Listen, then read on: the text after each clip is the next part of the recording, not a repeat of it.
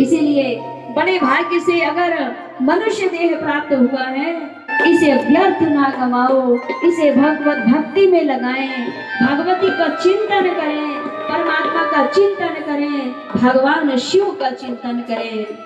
क्योंकि यह मनुष्य देह अगर हमें मिली है, इस देह के लिए देवता जन भी तरसते हैं। क्यों कि देवता जन विदेही हैं, ये तो हम मूर्ति बना करके और सगुण साकार रूप में उन्हें हम देखते हैं, किंतु देवता जन विदेही हैं, देह हमारा धारण हुआ है। इसीलिए बड़े भाग्य से अगर मनुष्य देह प्राप्त हुआ है, तो आज का हमारा सत्संग भी बड़े परम सौभाग्य से हुआ है। संतों ने कहा है, बाबा गोस्वामी तुलसीदास जी ने भी कहा है कि बड़े भाग्य मानुष तन पावा,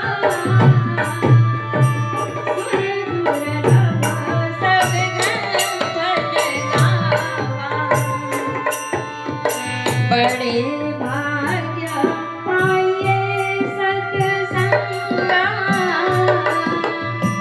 बिना ही प्रयास होय भवभंगा। जीवन में सत्संग बड़ा दुर्लभ है। यह सत्य का संग यानी सत्संग यानी सत्य का बोध कराने वाला सदगुरु, परम इष्ट गुरु, दिव्य गुरु। अभी कुछ समय पहले हमने माँ भगवती के दिव्य धाम ग्राम मेहंदी, जिला नागपुर में शाकंभरी नवरात्र में देखा कि भगवती के अनंत दीप प्रज्वलित किए गए। इस गांव अकेले के नहीं, पूरे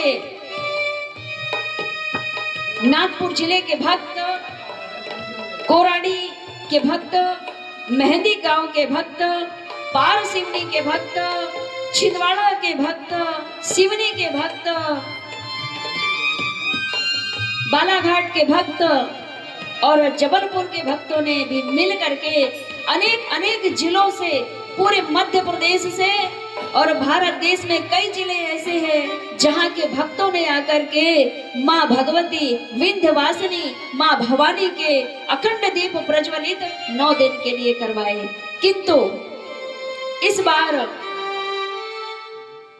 शाकंभरी नवरात्र 2025 में 28 दिसंबर 2025 से लेकर के 3 जनवरी तक 7 दिवसीय ही माँ भगवती की अखंड नवरात्र मनाई गई।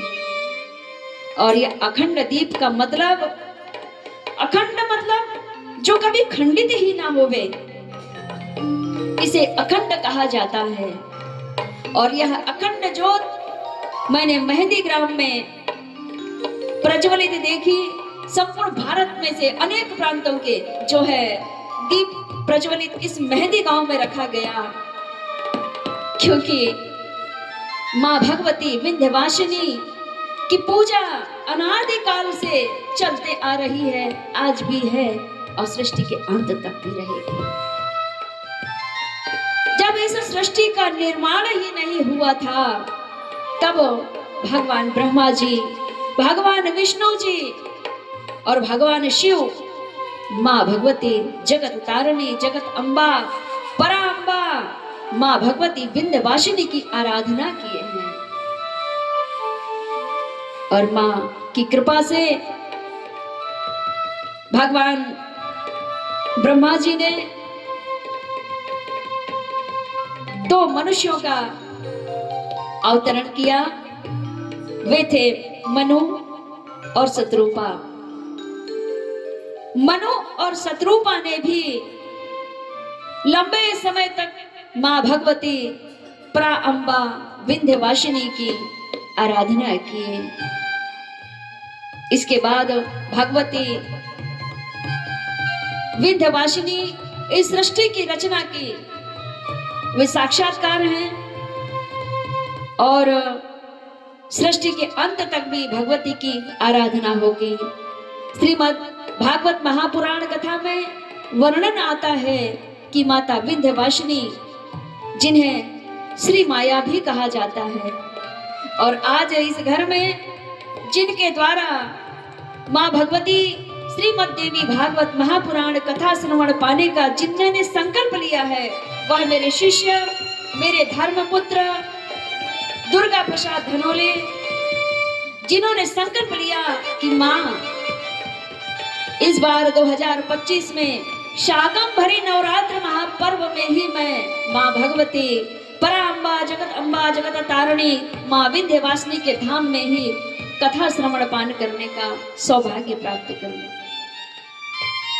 मात्र 2 दिन का विचार था, तीसरे दिन में कथा प्रारंभ हो गई। पुत्र घबरा रहा था, माँ बस परसों चर्चा हुई है, आप कह रहे हैं कि बस कथा स्टार्ट करनी है, शुरू करनी है, लेकिन महामाया है, वो सबके हृदय में माया का पर्दा डाल देती है। इन्हें महामाया कहा जाता है, इन्हें श्री विद्या कहा जाता है। और मेरे हृदय प्रिय धर्मपुत्र दुर्गा प्रसाद धनोले की बेटी का भी जो नाम है, प्रथम पुत्री रत्न की जब प्राप्ति हुई और नामकरण संस्कार जब हुआ तो उनका नाम भी श्री विद्या रखा गया। बोलिए श्री विद्या महारानी की। तो माँ भगवती की अपार कृपा है, और अखंड ज्योत का मतलब है कि जो कभी खंडित ही ना हो। आप अपने जीवन, बैठिए मां, उनको बिठा लिए। जीवन में जब घोर कष्ट व्यापे और डॉक्टरों के यहां 2026 लग गया, चलिए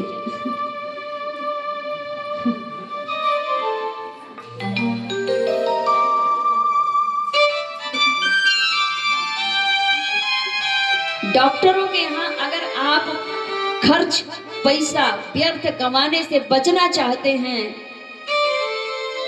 तो इस अखंड ज्योत का महत्व को समझें। विशेष कथा गूढ़ रहस्य के भीतर हम जा रहे हैं अभी, और अति पावनी दिव्य रहस्यमयी कथा नवरात्रि है, और माँ भगवती की कथा भी रात्रि में हो रही है। नवरात्रों में माँ भगवती आदि शक्ति, पराविद्या शक्ति, ब्रह्म शक्ति का दिव्य महात्मा श्रवण पान करने का आपको सौभाग्य प्राप्त हो रहा है। तो माँ भगवती के कृपा अगर आप पाना चाहते हैं तो आपके जीवन में परम और दिव्य प्रकाश चाहते हैं तो नवरात्र नहीं, अपने घर में केवल एक अखंड दीप प्रज्वलित करना चालू कर दें। आप अखंड दीप जो कभी खंडित ही ना हो। जितने बीमार हो रहे हैं, हर घर में 2-4 बीमार, हर सप्ताह डॉक्टर को पैसा जा रहा है, हर सप्ताह महीने में पेमेंट मिलती है तो इतना पैसा डॉक्टर के लिए पहले रखा जाता है। रखा है कि नहीं बेटे? तो पहले के समय में, आज से पिछली पीढ़ी 100 वर्ष पूर्व मान लो, डॉक्टर को, वैद्यराज को पैसा नहीं जाता था। उसका भी कारण है, अभी हमारे यहाँ गैस आ गई, गैस चूल्हा सिलेंडर। उस समय घरों से आग कभी बुझती नहीं थी, चूल्हे में भोजन बनता था। उस समय घर घर में अखंड दीपक नहीं जलाए जाते थे, लेकिन आग फिर भी जलती थी, अग्नि देवता प्रज्वलित ही रहते थे। चूल्हे में आग माताएं 24 घंटा रखती थी। बच्चों को रात्रि में दूध गर्म करके पिलाना है, खिचड़ी पका के खिलाना है। अगर आग बुझ गई तो दूसरे के घर से थोड़े से कंडे की आग बुला करके पुनः अग्नि प्रज्वलित करके उसी में भोजन बना करके अपने पति, बच्चों, मेहमान सभी को भोजन बना करके और उदर को संतुष्ट करके और पुनः भेजा जाता था। आगे बुझ गई तो थोड़ा सा कंडा फिर डाल देती थी रात में कि सुबह तक के लिए रहेगी, और ऊपर से राख भभूदर डाल देते थे ताकि अंगार बनी रहे। था कि नहीं ऐसा? सुना होगा आपने। 24 घंटे उनके चूल्हे में आग रहती थी। अभी रहती क्या अपने यहाँ? चट से जलाया, चाय बनी, भोजन बनाया, बंद कर दिया। अग्नि जब बुझ गई, अग्नि कमल जब बुझ गया तो गैस नहीं बनेगी, घर में नकारात्मक ऊर्जाएं नहीं फैलेगी? फैलेगी। तो अभी आप चूल्हा नहीं रख सकते तो क्या करें? उस आग का एक दूसरा रूप अखंड दीप अपने पूजन स्थान में प्रज्वलित करना चालू कर दीजिए। एक भी व्यक्ति आपके घर से बीमार नहीं होगा। उदर संबंधी, गैस संबंधी प्रॉब्लम नहीं होगी, गैस संबंधी समस्या नहीं होगी। आपके घर में अखंड दीप, दिव्य तेजोमयी जगत तारिणी जगत अम्बा की आत्म ज्योति स्वरूप जिस घर में प्रज्वलित रहती है, उस घर में असाध्य रोग, बड़ा रोग जैसे कैंसर, टीबी, मिर्गी, पथरी, ये ऐसे असाध्य रोग हैं, ये राज रोग हैं। पहले राजा महाराजाओं को होते थे, आजकल यह सभी को होने लगा है। बड़ा छोटा, बाल, वृद्ध, युवा, सभी को असाध्य रोग होने लगे हैं और तत्काल कम उम्र में ही जल्दी से जल्दी अल्प आयु को प्राप्त हो रहे हैं। अगर आप चाहते हैं कि आपके घर से, आपके जीवन से, रोग रूपी शत्रु से आप मुक्त होना चाहते हैं, तो अपने अपने घर में एक अखंड दीपक प्रज्वलित करना चालू कर दीजिए। एक महीने में कम से कम 600-700 रुपए का क्या लगेगा? तेल। तेल भी कौन सा होना चाहिए? या तो सरसों का तेल हो या तिल का तेल हो। सरसों के तेल या तिल के तेल से अगर आप दीप प्रज्वलित करते हैं तो केवल तेल का पैसा खर्चा होगा आपका, डॉक्टर का पैसा खर्चा नहीं होगा। बोलिए जगत तारिणी मैया की जय हो। अग्नि प्रज्वलित जब रहती है तो वहां सूर्य देव प्रबल रहते हैं, और दिव्य चंद्र देव और सूर्य देव की दोनों की कृपा स्वतः ही इस घर में प्राप्त होने लगती है, जिस घर में अखंड ज्योति प्रज्वलित होती है। अद्भुत महत्व है अखंड ज्योति का। कहा ही गया है, ओम चंद्रमा मनसो जाता तक्षो सूर्यो अजायत स्वताद्वायुष्य प्राणस्य मुखादग्निरजायते।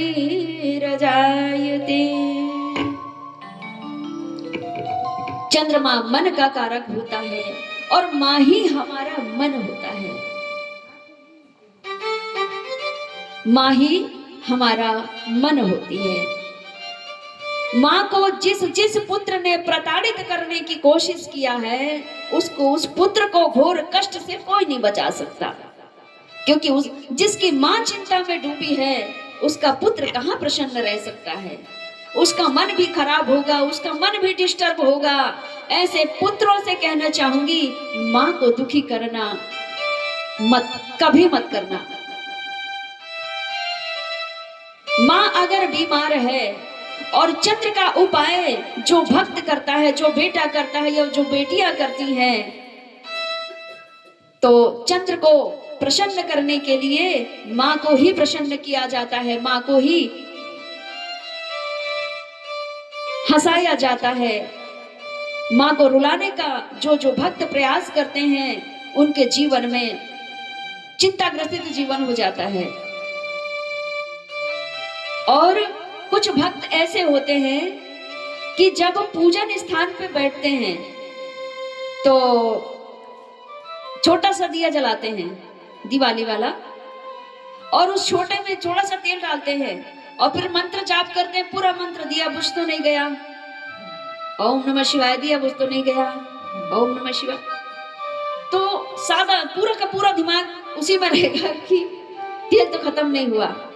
तो सभी साधक भक्तों से कहना चाहूंगी कि जो जो भक्त अपने जीवन में गुरु आज्ञा लेकर के मंत्र जाप कर रहे हैं, साधना कर रहे हैं, वे ऐसा दीपक जलाएं कि जब तक तुम्हारा मंत्र जाप चल रहा है, जब तक तुम माला फेर रहे हो, तब तक एक ही बार तेल भरे या घृत भरे, और जब तक माला आपकी संपन्न ना हो जाए तब तक वह दीप जलता रहे।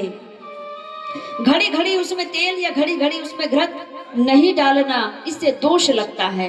कौन सा दोष लगता है अगली कथा में बताएंगे, या जिसको प्रश्न करना है वो कल कर लेंगे, समय का अभाव भी। तो बार बार दिए में तेल नहीं डालना। जब हम अखंड ज्योत प्रज्वलित भी करते हैं तो 24 घंटे में एक बार ही परोसते हैं, एक ही बार भगवती को घृत या तेल का दीपक में भोग लगाया जाता है। और माताओं से आपसे कहना चाहूंगी कि घड़ी घड़ी बार बार दीपक नहीं बदलना चाहिए। जितना पुराना से पुराना दीपक होगा उतने ही ज्यादा आपके जीवन में, आपके परिवार के जीवन में, पुत्र पौत्र आदि पति बच्चियों के जीवन में वह शुभ और सौभाग्य लेकर आता है। उसी दिया को जितना पुराना दिया होगा उतना ही आपको लाभ मिलेगा। बार बार दीपक नहीं बदलना। दीपक बार बार जलाने से उसमें खंड भी जम जाती है, तो क्या करें, कंडे की आगी जलाएं और उस दीपक को उसके भीतर डाल दें और पूरा जल जाएगा, फिर से मांज लें, फिर से नया हो जाता है। इस प्रकार से 10 साल तक एक ही दीपक चल जाता है, कहो तो पीढ़ी चल जाए, रम जाता है। भगवान के धाम में, अपने पूजन स्थान में कभी भी भूल करके लोहे का दीपक ना जलाएं, स्टील का दीपक ना जलाएं। बाधाएं उत्पन्न होगी, प्रेत शक्ति जागृत होगी। तांबे का दीपक ना जलाएं। भगवान के समक्ष, पूजन स्थान में देवी के समक्ष या तो पीतल का, कांसे का, मिट्टी का या चांदी का दीपक जलाएं। और मिट्टी का दीपक भी अगर जलाते तो पके हुआ होना चाहिए, आग में जो तप जाए और फिर भी ज्यों का त्यों रह जाए, वो दीपक जलाएं। लोहे के दीपक, स्टील के दीपक जलाने से राहु और केतु नाम के राक्षस प्रबल हो जाते हैं। कई के कहते ना, माँ हम लगातार पूजन कर रहे हैं फिर भी हमारे जीवन में कष्ट ही व्याप रहा। कुछ तो ऐसा भी बोलते हैं, माँ बहुत लंबे समय से मैं भगवती की या भगवान की आराधना कर रही हूँ, राम राम जप रही हूँ, कृष्ण कृष्ण जप रही हूँ, माँ भगवती की आराधना कर रही हूँ, क्यों फिर भी मेरे जीवन में सुख नहीं है। तो तुम बहुत सारी त्रुटियां भी कर रहे हो पूजन में।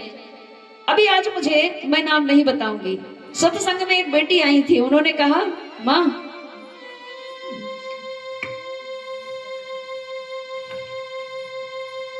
मैं बहुत पूजा पाठ करती हूँ लेकिन मेरे जीवन में सुख क्यों नहीं है।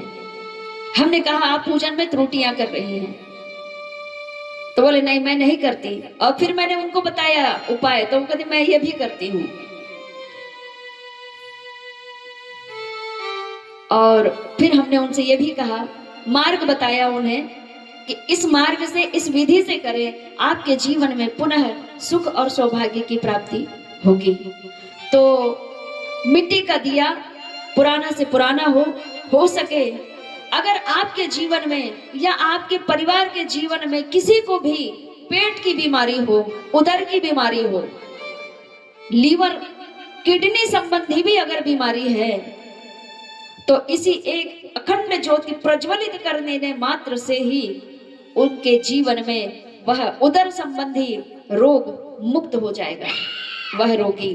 क्योंकि अग्नि कमल, जिस घर में अग्नि लगातार प्रकट रहती है, प्रज्वलित रहती है, उस घर में कोटि सूर्य स्वतः ही उनके भीतर विद्यमान होकर के सर्व रोगों को नष्ट कर देते हैं। और सर्व रोग की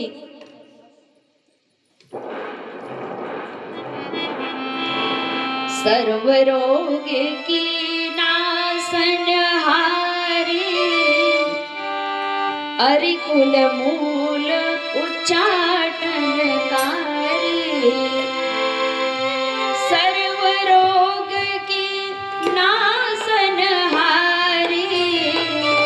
अरि कुल मूल उच्चाटनकारी,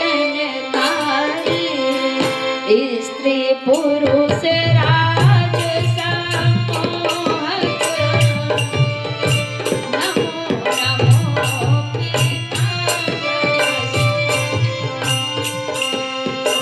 सर्व रोग की नाशनहारी, सर्व रोग की नाशनहारी, हरि कुल मूल उच्चाटनकारी। महाविद्या ब्रह्म शक्ति पराविद्या शक्ति सर्व रोगों का नाश करने वाली है। कौन कौन से रोग, थोड़े से दो चार बता ही दूं। मनोरोगी, मनोरोगी कैसे? मन में अनेक विचार घूम रहे हैं, राज सत्ता को लेकर के, कोर्ट अदालत कचहरी को लेकर के जो मन में संदेह है, जीतूंगा कि हारूंगा, जीतूंगा कि हारूंगा, मेरा राजपाट छिन जाएगा या मुझे मिल जाएगा। इस प्रकार से जो मनोरोगी है, मनोरोगी को भी भगवती मुक्त करती हैं, रोग से मुक्त करती हैं, मनोरथ पूर्ण करती हैं। और अर्थ रूपी समस्या वाले भी जो रोगी हैं, उन रोगियों से भी भक्ति, उन रोगियों की भक्ति से प्रसन्न होकर के माँ भगवती उन्हें भी मनवांछित वर, मनवांछित फल प्रदान करती हैं। ऐसी हैं दिव्य शक्ति, महाविद्या शक्ति, 9 देवी शक्ति, 10 महाविद्या शक्ति। तो सर्व रोग की नाश और भूत प्रेत पिशाच का उच्चाटन करने वाली ऐसी महाविद्या पराविद्या शक्ति है। लेकिन 9 देवी शक्तियों की भक्ति सरल हो जाती है भक्तों, लेकिन महाविद्या शक्ति की कृपा प्राप्ति के लिए आपको सिद्ध महापुरुषों की शरण जाना होगा। यहाँ जितने बैठे हैं इस कथा पंडाल में सभी बड़े ज्ञानी, सभी विद्वान हैं। कारण इनके पूरे कुल में ऋषि कुल परंपरा से इनका जीवन हो रहा है, ऋषि कुल परंपरा से जीवन हो रहा है। कौन से ऋषि? देव ऋषि नारद जी की परंपरा।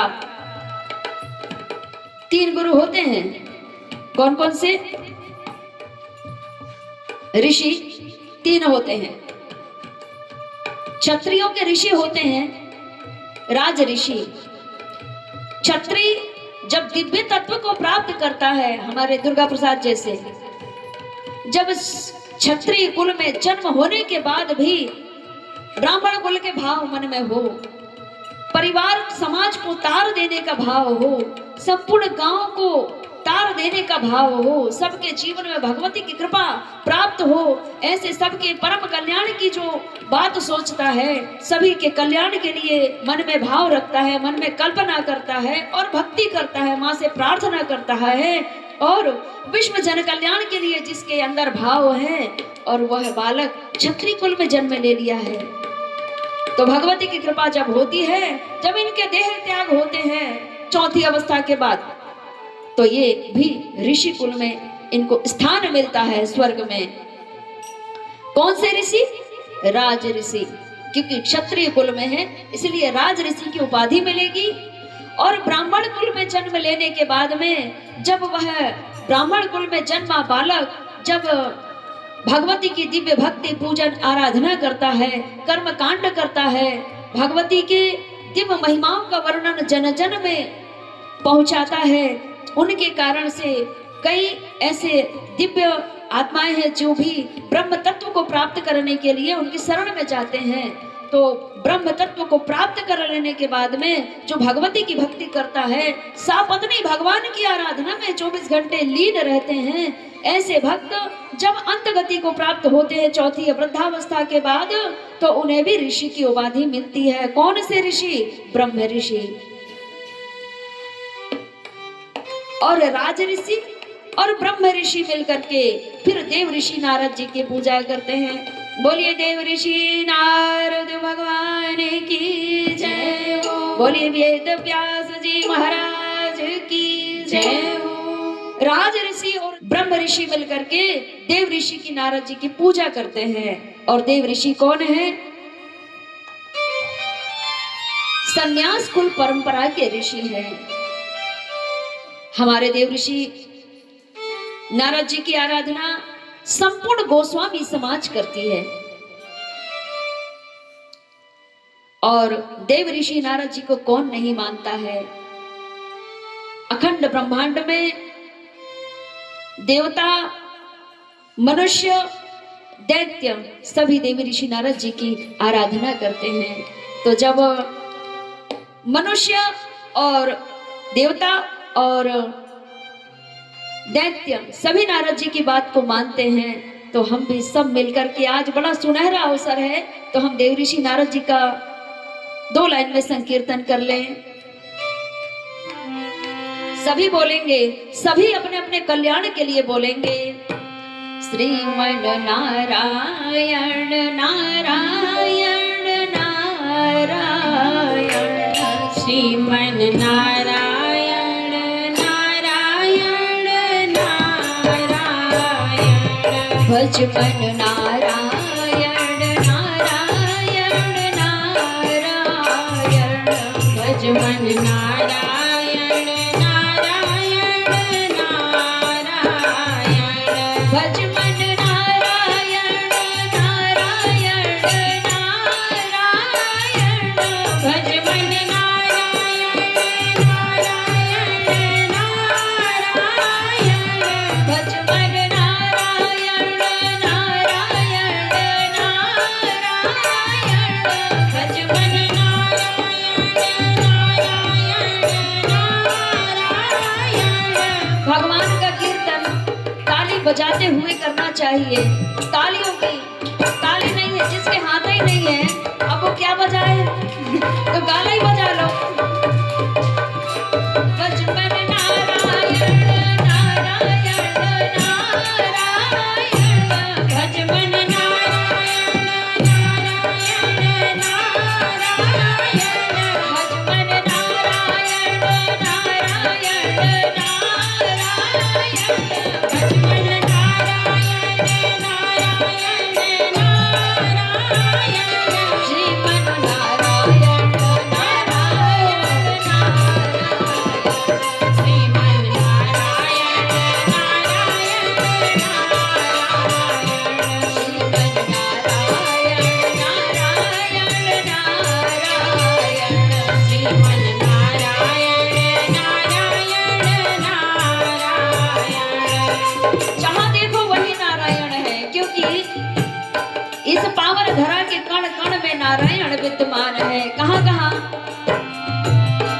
आगे नारायण, पीछे नारायण, आगे नारायण पीछे नारायण, आगे नारायण, पीछे नारायण, आगे नारायण पीछे नारायण, दाएं नारायण, बाएं नारायण, दाएं नारायण बाएं नारायण, नीचे नारायण, ऊपर नारायण, नीचे नारायण ऊपर नारायण, जहाँ देखो वही नारायण नारायण, जहाँ देखो वहीं नारायण नारायण, नारायण नारायण नारायण, श्रीमन नारायण नारायण नारायण,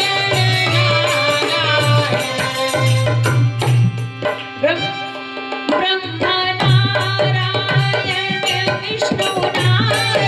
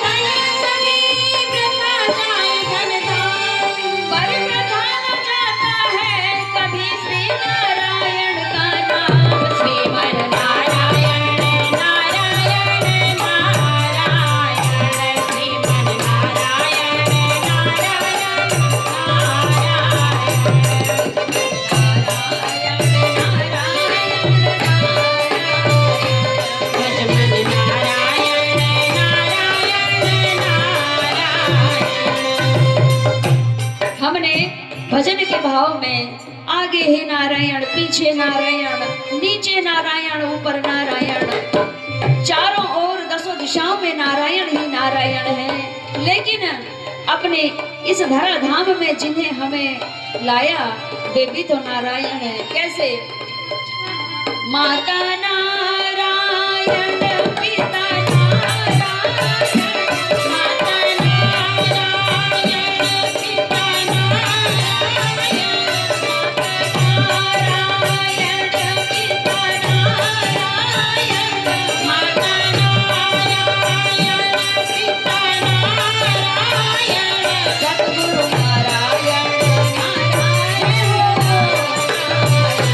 सद्गुरु नारायण, नारायण, नारायण,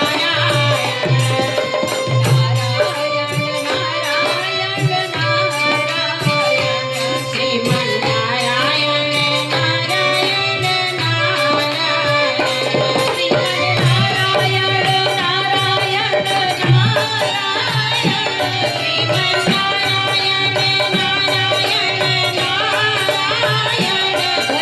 नारायण, नारायण, नारायण,